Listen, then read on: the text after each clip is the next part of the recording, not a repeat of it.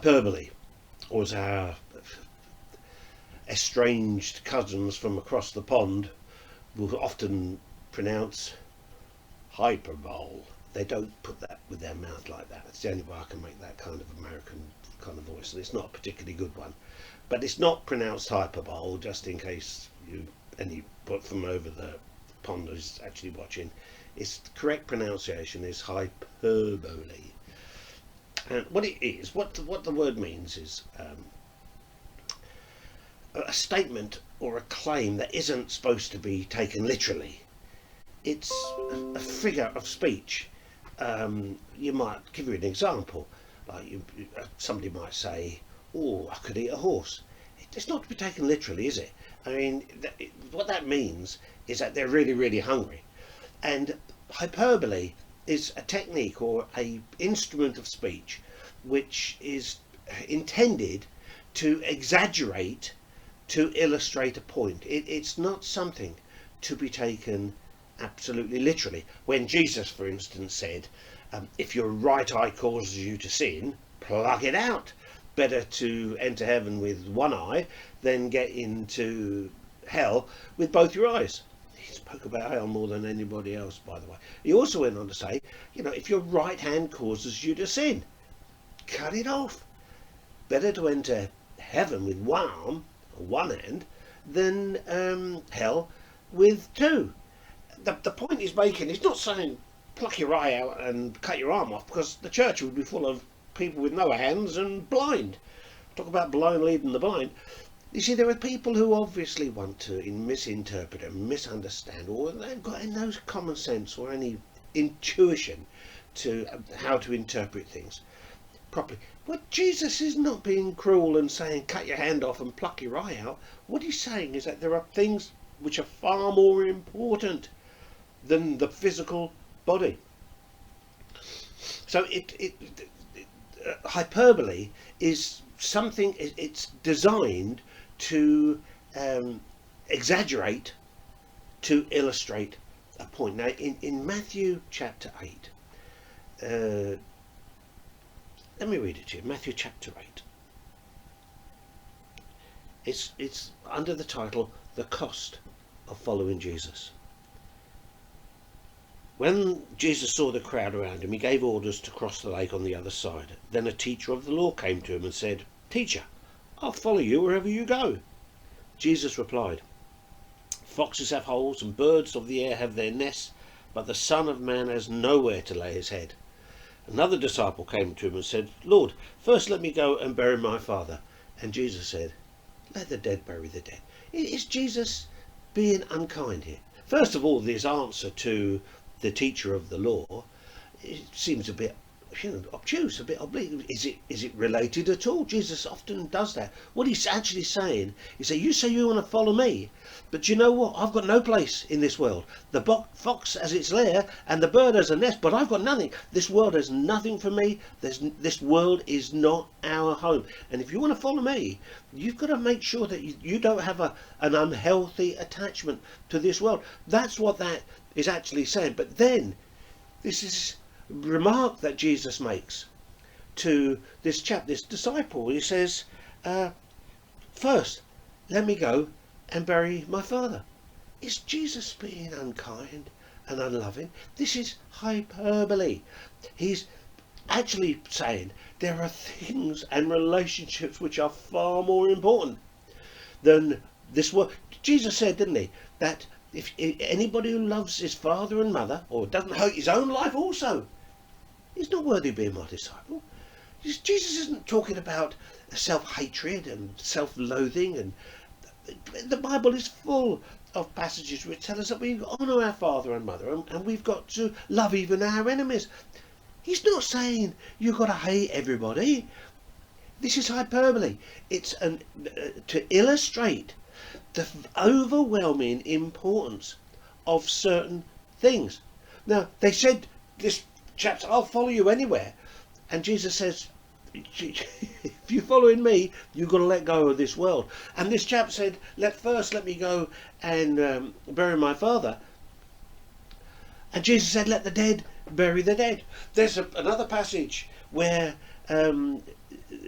Jesus, it's like a parable, a Hyperbolean parable of it's called the banquet, being invited to the banquet. And it's a picture of the Jews. You see, the Jews thought that they were God's people, and they are. They are specifically chosen by God.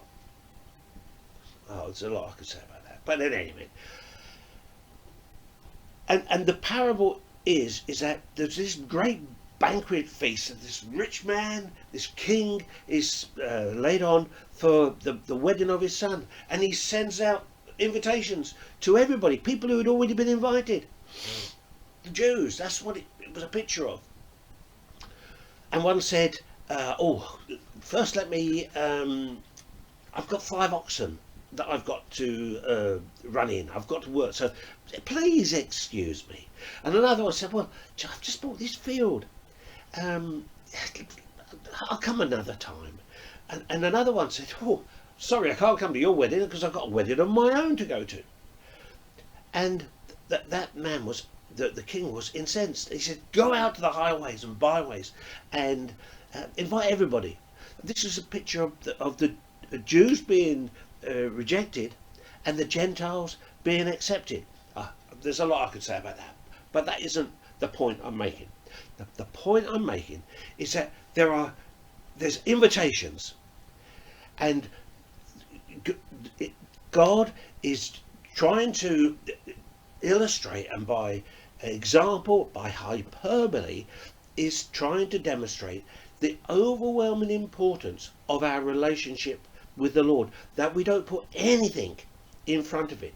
Not our father, our mother, our children, our job, our careers, anything.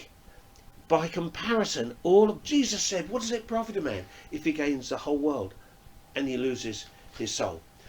Our problem is that we put other things before God. Can you imagine if it was somebody really important? I know everybody is a monarchist, but you know, I'm like that about it all. I quite like the concept of it. I don't like the practicality ways in which it seems to be working out, but I do like the concept of monarchy and how it can be and should be an illustration of the grace of God and the favour of God, and how God has provided a way for people to be administered in justice and with equity. It's not the way it works. People have buying votes and buying favours, and in the law courts and all around there is so much corruption because of the love of money, and how people are willing to prostitute themselves and to sacrifice integrity for the sake of a few shekels in their bank balance. But anyway, that is another. I quite like the idea of how a monarchy should work, but it never has done. There's been very few exceptions. So, but can you imagine if the Queen invited you to come to Buckingham Palace to receive an award, some sort of recognition of services that you had done? There are very few people who would be late. There have been a few people of integrity who have refused those honours, but not very many. The vast majority, including presidents of America, have come down and bowed the knee to the monarchy to receive a little enamel brooch. He gave it to others so that others may live. Anyway, you wouldn't be late. And if somebody who you really looked up to, you admired, invited you to go to a function, you'd be there. You'd be spending hours getting ready and making sure that you were on time and you wouldn't miss it. The problem is, unfortunately, we don't see God in quite those terms, do we? We have made a God for ourselves, an idol of ourselves in our mind, of a God who's indifferent, who doesn't really mind. There's a poem. Let me see if I can remember it. I like to think of Jesus as a decent sort of chap. You know the sort of character I mean. He isn't God in human form, nor is he just a myth. He's somewhere in between. He's meek and mild, a good example, talks a lot of sense. A help when other help cannot be found. A universal balsam who can calm a troubled soul. A handy sort of bloke to have around. He doesn't raise the dead. I find that way beyond belief. He doesn't carry nail scars in his hands. Respectable, acceptable, a friend who'd give his all, yet never come to me and make demands. I like to think of him as one not too difficult to please. He'll tolerate that self-indulgent vice, providing that I help my needy neighbour now and then and go to church each season once or twice. I picture him as someone who completely understands. He sees my sins but smiles and lets them pass. He's handsome, clean-shaven, he's broad-minded and polite. He's Protestant, British, middle class. I want my Jesus happy, bringing peace and brotherhood, the subject of an all-embracing creed, a theme for song and poetry, a reasonable man, approving of the life I choose to lead. For after all, I celebrate his birthday every year, with pudding and perhaps a turkey leg.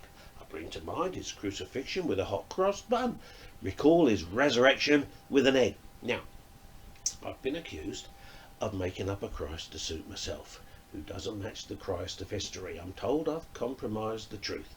But let me make this clear. The Jesus of the Bible's not for me. The Jesus of the Gospel asks too much from folk like me. He said some things I think are very odd. He set the standard far too high, demanding holiness. And he said he was the only way to God. A Jesus who is sinless, infallible, divine, who tells me I must share his Calvary, is not the one I choose, because in no respects at all does that sort of Jesus Christ resemble me. You see, we want a Jesus that looks like us, that thinks like us, that tolerates the things that we will tolerate. But Jesus isn't like that. Can you imagine saying to a volcano, don't blow up today, I've got a job to go to. Can you imagine standing at the shore like King Canute and saying to a tsunami coming in, oh, not today, mate, it's really inconvenient, I've got this wedding I've got to go to. We do that. We put things before God. We think that somehow God should tolerate our schedule, instead of us making way and scheduling our life around what God has said. I feel very sad for the state of the church. I think the church and Christians in general have got a very low standard of what they're willing to sacrifice for the sake of the gospel. Jesus said, what shall it profit a man if he gain the whole world and he loses his soul? We've got to learn to count the cost and to pay the price. This world is passing away. We've escaped, looks like it, at least what it's in this country. I know in other places there's still serious problems, but we're coming up to serious problems caused by this lockdown. The breakdown in the food chain and all the distribution services, things are about to get really, really serious. But somehow or another, it's out of our mind right now. We're not wearing our mask, and they're not telling us every day that we've got to stay in our home and be social distancing. Things seem to be going back to normal, but it's just it's a fig leaf obscuring the thing that is about to come on this world. And if we haven't got our relationship with God correct, if our walk with God isn't primary and of absolute importance, when the problems start again, and they're just about to, that we're on the verge of a serious global recession, it's going to be more than a recession. It's going to be more like a depression. The world is already, there are countries already that are collapsing because of the money printing scam, the Ponzi scheme that these governments have created around the world. And if we're not putting God first in our life, we risk hearing those horrid words. If we haven't put God first in our life, people are going to come to God in the last day when they stand before him, and they're going to say, well, I do believe in you, Jesus. And Jesus is going to say, no, you didn't. It was just a game that you were playing. You were playing religion. You hadn't really counted the cost. You put other things before me.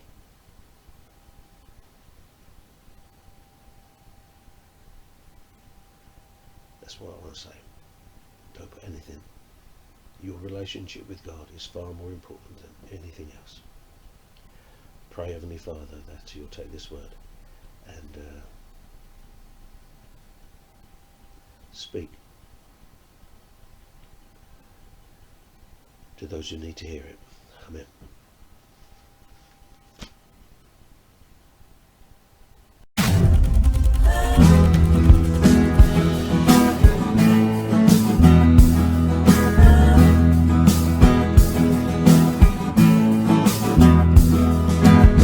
The only guy who could ever reach me was Barney the preacher man. The only sermons could ever teach me were from Barney the preacher man.